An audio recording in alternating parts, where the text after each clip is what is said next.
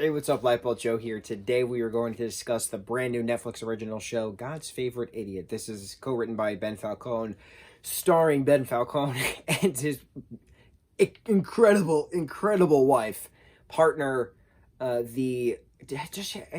she won many Academy Awards yet? Many Emmys yet? I don't even know. Melissa McCarthy, a goddess amongst us mere mortals. She is one of the greatest actresses in the history of mankind, without a doubt, bar none, no contest. She can do drama, she can do comedy, she is an incredible action star. Like, watching her in The Spy, 2015 Spy, is one of my all-time favorite films, and she is just flawless. 2013's The Heat, incredible. She was in St. Vincent. I think that was the first drama thing I ever saw her in. What was that, 2010? And she goes all the way back to Gilmore Girls back in the day. I think the thing that I first was introduced her to was Mike and Molly. That was on CBS for 4, 5, 6 years, something like that. So I love Melissa, right? Incredible. I always look forward to her next film, to her next project. And for her to then be in this film, starring opposite her husband, and watching them in various cameos throughout each other's projects is always cool because they have a perfect dynamic.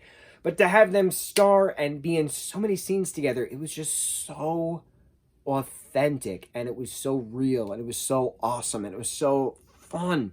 So this film has this character Clark, who is played by Ben Falcone. He does tech assistance and IT stuff at this company, and Amelie is Melissa's character's name. She works at the same company as well. She sees him glow one night, and she's always high, or she's always drunk or something like that, but she saw him glow. And then she confronts him with all their other coworkers, and it's just very underrated as to how hysterical the show actually is. It's quick, it's fun, it's fast. Having Leslie Bibb play the character of Satan, perfect. Having these different angels not look like your typical angels, perfect. It's fun. So the apocalypse is coming. God chose Clark to get their message across, right? God appears to Clark as his, what'd he say, 6th grade nurse or something like that, like a school nurse. And so he's trying to do all these different things, get God's message out that God is good, and no religion is wrong and everybody is right, that there's, we're all supposed to be good to each other, something like that. Very non-religious, we're all supposed to be good together, but then throw in the religion, yes, God. So I don't appreciate religion at all. I don't like that people can't think for themselves. They have to be told what to think. I'm not a fan of that. I was heavily into it when I was young because I didn't know how to question, and then I got older and I started to question, and then I started to read. And when you start to read, and you start to read different cultures and different aspects and different gods and goddesses and wars and all these different things, you're like, well, everybody's doing the same thing for whatever being they claim to be doing it for. So what's the point? It's weird. Now, this show doesn't specifically shove God down your throat, and that's what I appreciate. There's a lot of preachy shows. This was not a preachy show. This was a be a good human show with the blanket of that is God's message, and it was cool because it wasn't shoved down your throat. I really appreciated it. The comedy aspect was very entertaining. You had this televised, mega church reverend who looks exactly like Joel Osteen, and that's specifically why they made this character look like Joel Osteen. Tried to say blasphemy this and how dare you say that and all these stupid things in regards to Clark, but then changing at the very end. Very cool.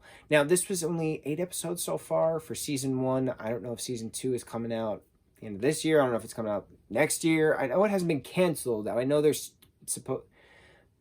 filmed 8. I think they were slated for 16 episodes. I don't know if the next 8 are going to be part 2 of season 1, or if it's going to be part 2 itself.